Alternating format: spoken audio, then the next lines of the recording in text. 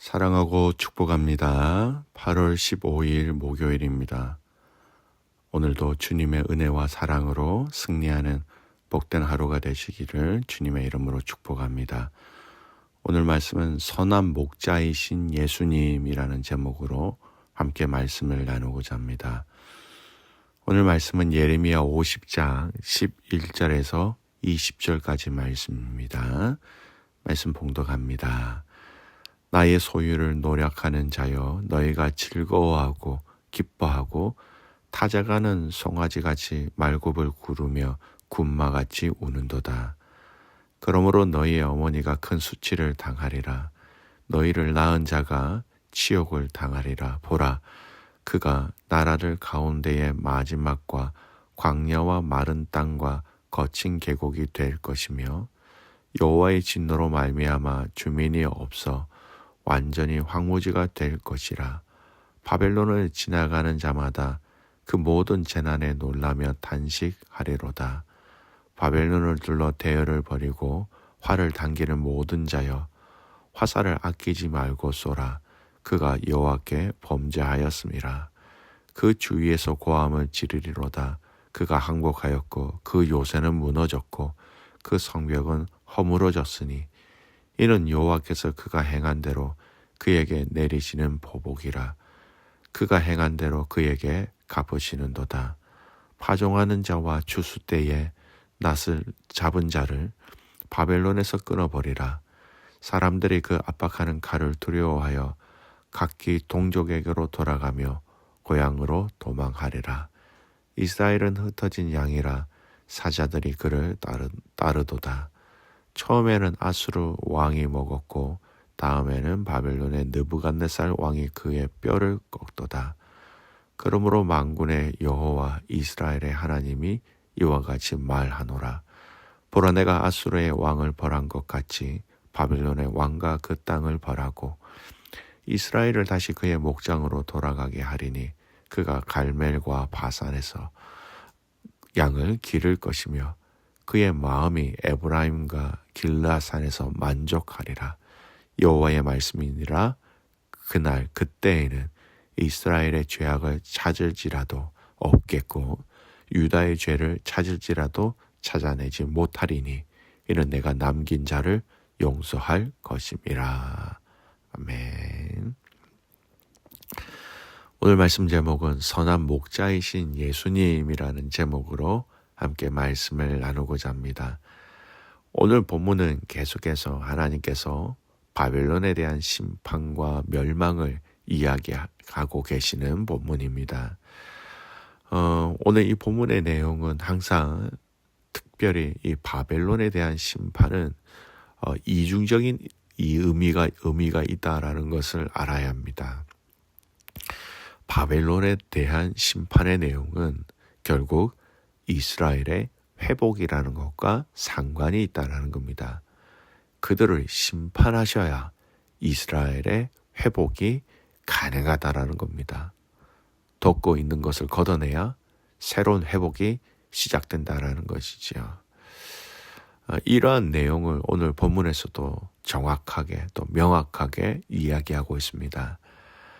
오늘 본문 내용은요, 이 11절에서 16절까지의 말씀은 바벨론에 대한 하나님의 심판에 대한 상황과 이유와 그 내용에 대해서 아주 상세하게 얘기하고 있지요. 그 내용의 몇 가지를 보겠습니다. 13절 보십시오. 여호와의 진노로 말미암아 주민이 없어 완전히 황무지가 될 것이라.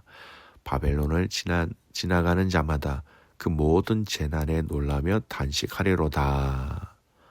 바벨론의 멸망으로 사람들이 다 놀라고 탄식하게 된다. 어떻게 바벨론이 이렇게 망할 수가 있는가라는 그 상황입니다. 하나님께서 바벨론을 심판하시는 내용의 의미입니다. 15절도 그런 말씀이 있죠. 그 주위에서 고함을 지르리로다. 그가 항복하였고 그의 요새는 무너졌고 그의 성벽은 허물어졌으니, 이는 여호와께서 그가 행한 대로 그에게 내리시는 보복이라. 그가 행한 대로 그에게 갚으시는도다. 요새가 완전히 무너졌고 성벽이 다 무너졌다. 완전한 하나님의 심판을 얘기합니다. 좀 더 살펴보면요. 17절에서는 이렇게 얘기합니다. 이스라엘은 흩어진 양이라 사자들이 그를 따르는도다. 처음에는 아수르 왕이 먹었고 다음에는 바벨론 느부갓네살 왕이 그의 뼈를 꺾도다라고 얘기하고 있습니다. 이 바벨론에 대한 하나님의 심판에 대한 내용들이 이어지면서 이 바벨론을 사용하셔서 하나님께서는 이스라엘의 심판으로 사용하셨다는 얘기죠. 그래서 이 17절 말씀을 보면 처음에는 아수르 왕이 먹었다라는 이 의미는요. 실제로 BC 722년에 아수르가 하나님을 배신하고 떠나간 북이스라엘을 멸망시키고 그 백성들을 포로로 잡아간 사실을 얘기합니다. 그리고 17절 후반전에 다음에는 바벨론의 왕 느부갓네살이 그의 뼈를 꺾었다라고 얘기하는 것은요. 우리가 잘 아는 BC 586년 바벨론의 왕 느부갓네살이 유다를 멸망시키고 그 백성을 포로로 잡아간 사실을 얘기합니다. 여러분 참으로 이스라엘은 맹수가 양을 공격하고 그 살점을 뜯고 남겨진 뼈 조각까지 부러뜨려서 삼키는 것처럼 아무 소망도 없는 신세가 되고 말았다라는 겁니다. 하나님께서 바벨론의 심판을 얘기하시고 이 바벨론을 통해서 하나님은 이스라엘 백성들을 심판하셨다. 그런데 그들이 회복된다는 것은 도무지 불가능해 보였습니다. 그러나 하나님께서는 당신의 백성이 그렇게 당신의 목장을 떠나 방황하다가 아수르와 바벨론이라는 사자에 의해서 살이 먹히고 뼈가 꺾인 채로 멸망하는 것을 그냥 지나가지 아니하셨습니다.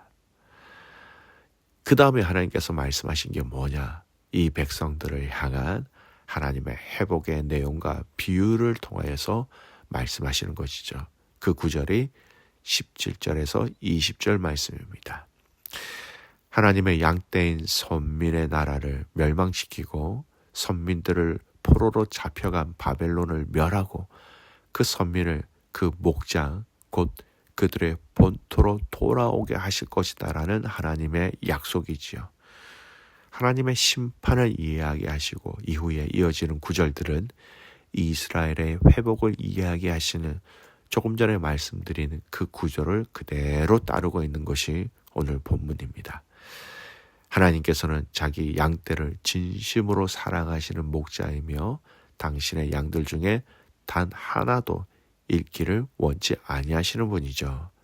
그 의미로 18절 19절을 보면 하나님은 이스라엘 백성들의 회복을 이렇게 얘기하십니다. 18, 19절이에요. 그러므로 만군의 여호와 이스라엘의 하나님이 이와 같이 말하노라.